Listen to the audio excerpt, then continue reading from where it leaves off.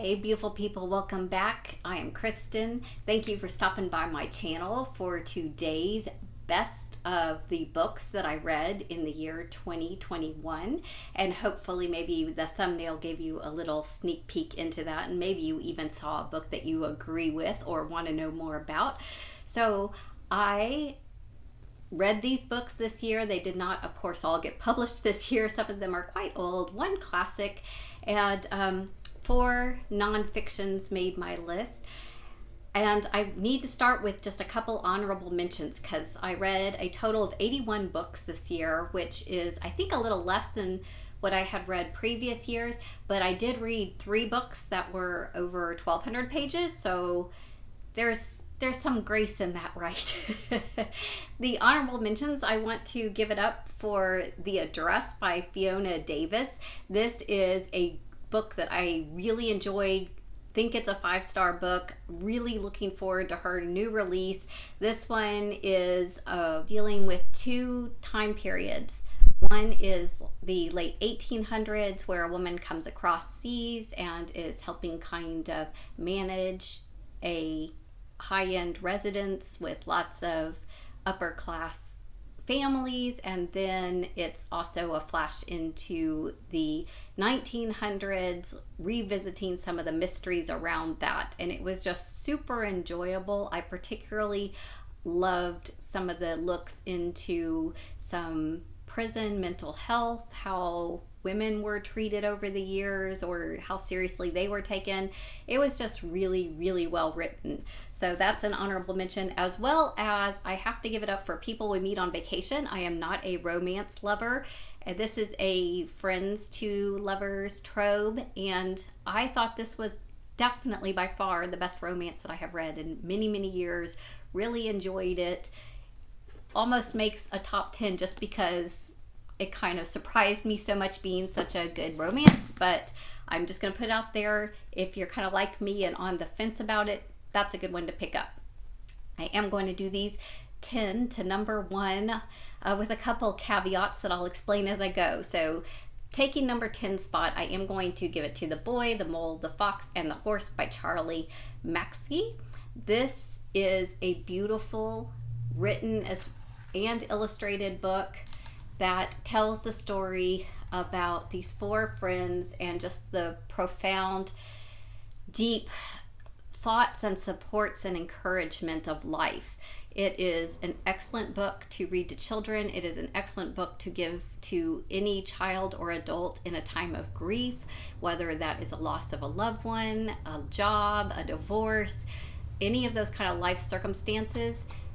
It's just beautiful, beautiful thoughts and illustrations. You probably saw some of these being sent around social media, those kind of things. Highly recommended.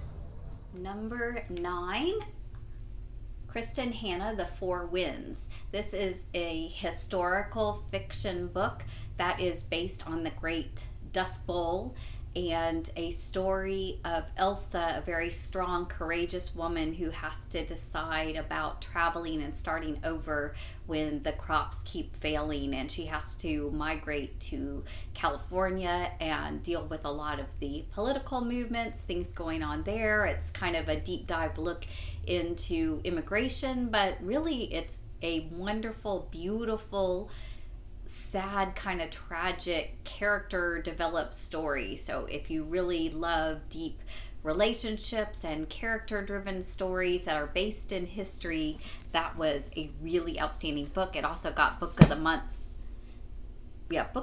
Club Book of the Year. That's what I'm trying to say.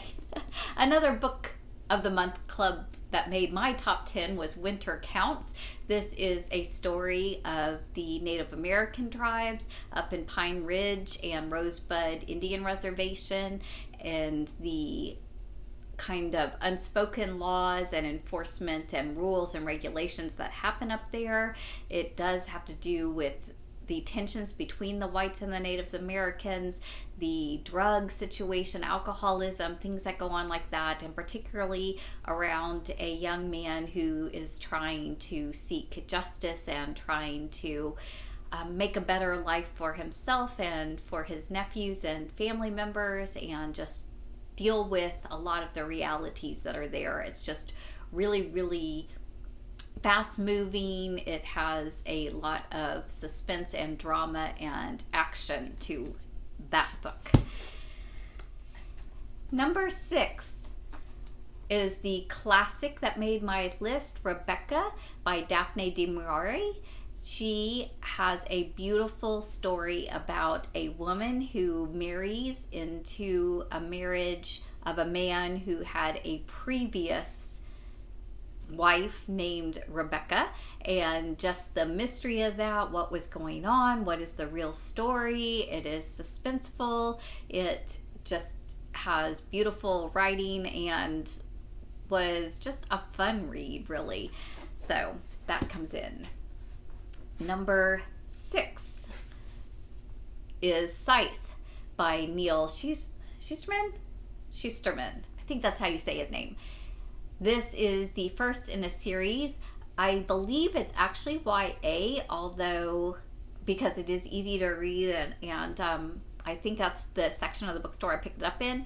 But I thought it was a very well-written, developed book that has a story that basically population control is done by the Scythe. You do not die from natural causes in this world, so in order to maintain resources and all that, there has to be decisions made. And so it's an interesting look at the moral dilemmas of who gets to choose, why do you choose, what are the consequences of those choices. And it's just a really fun characters, fun dialogue. I read it very quickly and didn't want to put it down kind of book.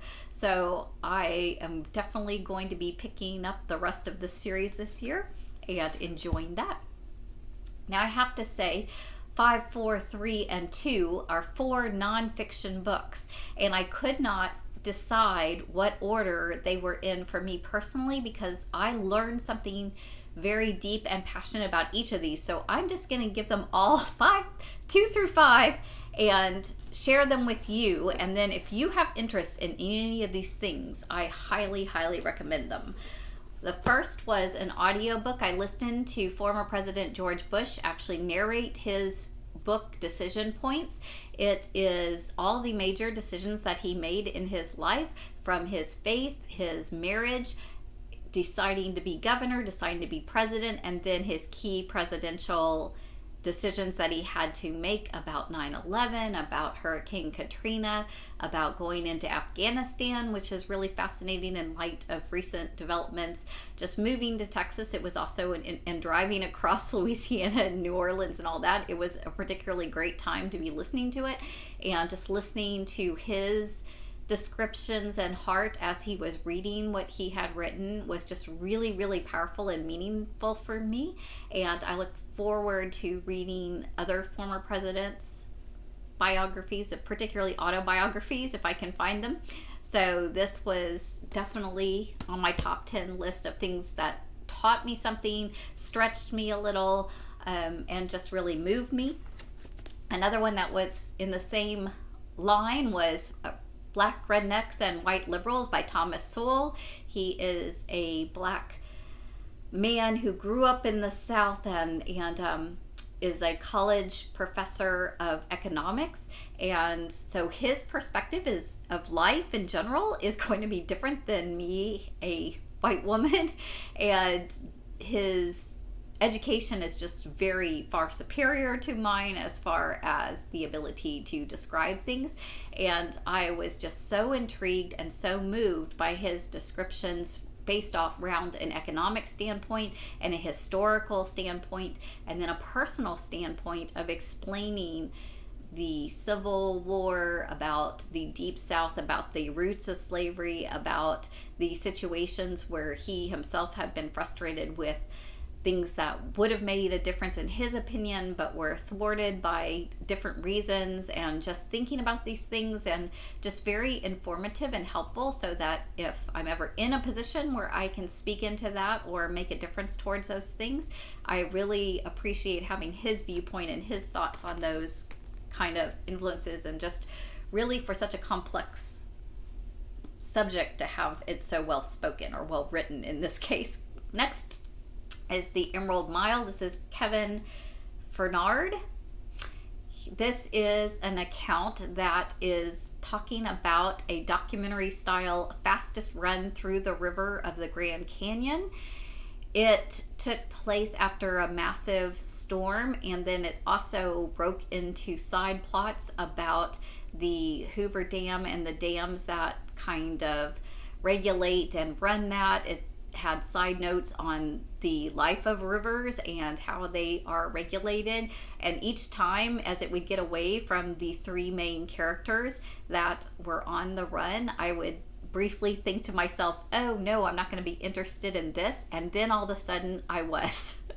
It was just really fascinating, the vast number of things that I learned about, even things that you would think should be a little bit dry, like laws and government regulations, but somehow they really were interesting.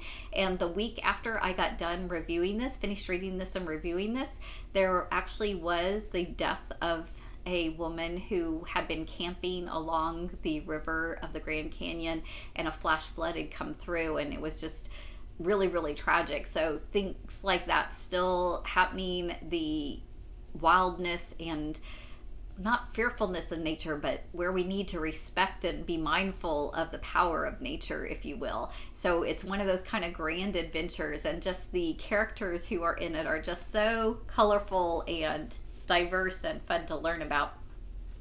And then on my last one of the four of numbers 5 through 2 is Cork, Dork.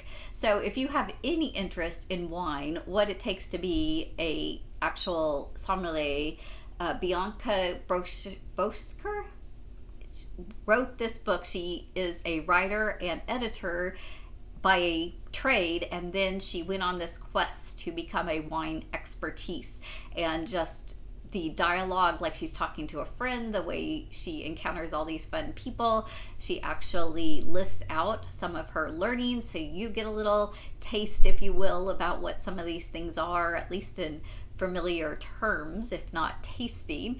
And it was just so enjoyable. I had this on my TBR for quite some time. Book Olive had recommended it as a great nonfiction book, and I was kind of interested in wine and what it takes to be a wine expert, and so I had picked up this book and I read it this year, and it is definitely in the top 10, totally worth reading if you have any interest in any of those areas. And if you know me, you know it's going to be no surprise whatsoever that my number one most enjoyed, loved, coveted books, and I do say books because it is the Brandon Sanderson Stormlight series. I read all 4 of these in the year, so it's 1,200 to 1,400 pages per book, the 4 of them. So it was a lot of my reading for the year, and it was well worth it. Easily number one. Easily number one. It is a story of a grand epic saga with obviously multiple characters and storylines, much like a Lord of the Rings fantasy sci-fi is. This is a universe called Cosmere that is different and separated from ours, but yet very familiar. Magic does exist. There are multiple realms and realities that overlap. So part of the fun is trying to figure out what that means. How does it work? What is the nature of science and the magic in the realm, the different character developments, and Sanderson does the most amazing work developing each character, even villains or people that are, up to no good or up to only their own good, are just written in a way that are raw and gritty and beautiful and passionate, and I just adore being in this, and am sad that it will be at least 2 years before the next one is released. It is projected to come out Christmas of not this year, but 2023. So I will be reading some other Brandon Sanderson books this year, but holding out and waiting for the next Stormlight, trying to enter into some of the fandom and the theories and what's going to happen and all that kind of good stuff but I highly recommend you checking it out. If you have any interest at all, go ahead and start reading them and catching up, because there should be, I think, 10 in the whole series. He's going to write 2 kind of sagas of 5. So when that 5th one comes out, it's going to be very epic, because it will be the conclusion of the first series that he's written. So there's still time, y'all. You got 2 years to read it, catch up, join in the fun, to be on the front lines with us. So those are the top 10 books that I enjoyed in 2021. If you've read any of these and want to speak into it, you can leave a comment. If you're going to do spoilers, give a disclaimer to protect people from reading it. If you want to read any of these now, feel free to leave that, because that's always exciting to know. And if you have a top book that you've read, particularly if you think it's kind of in line with any of the ones that I like, please leave that below. I love recommendations and just increasing my TBR, increasing my wish list, and all those kind of things glorious book related. So I hope that you and your family have just a fantastic new year with lots of good reading. I hope to see you around the booktube world. Take care, y'all. Have a blessed day.